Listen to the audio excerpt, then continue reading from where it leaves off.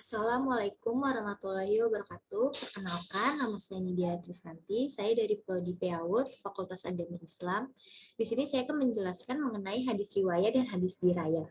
Di sini saya akan menjelaskan mengenai pengertian dari hadis dirayah dan juga riwayah, kemudian objek dan juga faedah dari hadis riwayat dan dirayah.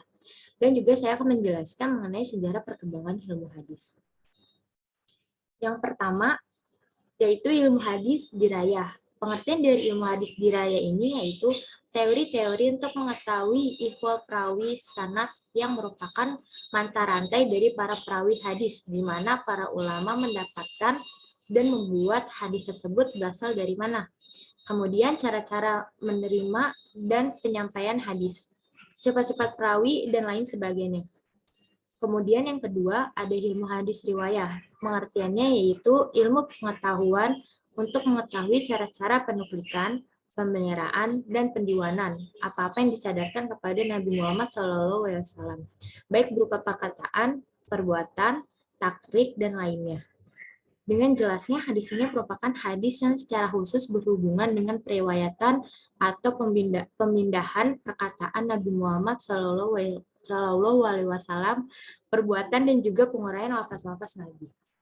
Selanjutnya, ilmu hadis riwayah ini memiliki objek yang dikenal dengan matan hadis, di mana matan hadis ini berisi semua perkataan-perkataan, perbuatan, dan juga penguraian lafaz-lafaz yang Nabi Muhammad SAW. Pemaknaan mengenai bagaimana hadis tersebut, bagaimana awal mula terjadinya kontradiksi sesama hadis maupun dengan Al-Quran. Pada hadis riwayah ini memiliki sebuah faedah, yaitu mengetahui aspek validitas atau kebenaran sebuah hadis serta makmul atau tidaknya sebuah hadis.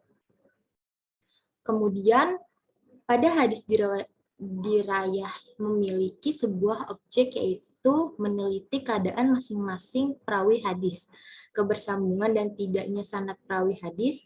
Jadi, hadis dirayah ini melihat dan meneliti sanad dan kebenaran daripada hadis yang dikeluarkan oleh perawi hadis.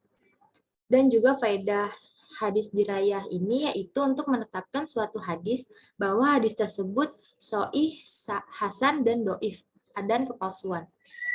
Jadi dalam hal ini hadis dirayah banyak sekali dikatakan sebagai sumber yang menentukan bagaimana kedudukan hadis tersebut.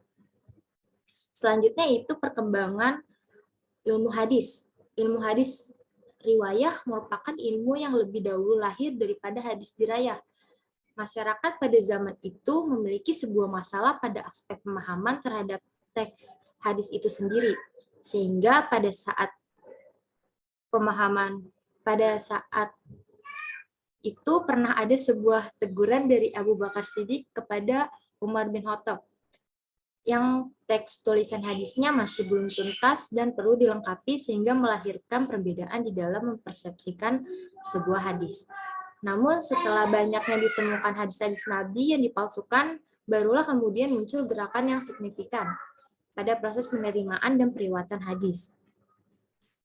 Semenjak kejadian tersebut, dengan banyaknya ditemukan hadis-hadis palsu, barulah perhatian para ulama tertuju kepada kredibilitas perawi dan peletakan kaidah-kaidah yang dapat dijadikan acuan dalam penerimaan hadis dan penolakannya.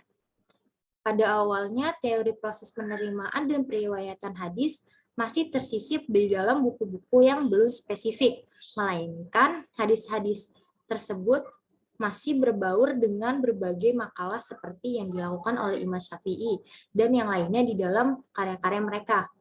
Tidak ada yang tahu pasti pada tahun berapa ilmu hadis lahir, namun ilmu hadis ini lahir ketika sesudah terkodifikasi, yaitu pada abad 2 Hijriah. Para ulama merintis lahirnya ilmu hadis setelah periwayatan sudah berkembang dengan pesat. Begitu pesatnya periwayatan hadis sehingga tidak dipilih mana hadis yang sahih, hasan, atau yang doif. Setelah perangkat ilmu hadis lahir, barulah disusun kaidah-kaidah sahihan suatu hadis. Sekian dari presentasi saya, kurang lebihnya mohon maaf. Wassalamualaikum warahmatullahi wabarakatuh.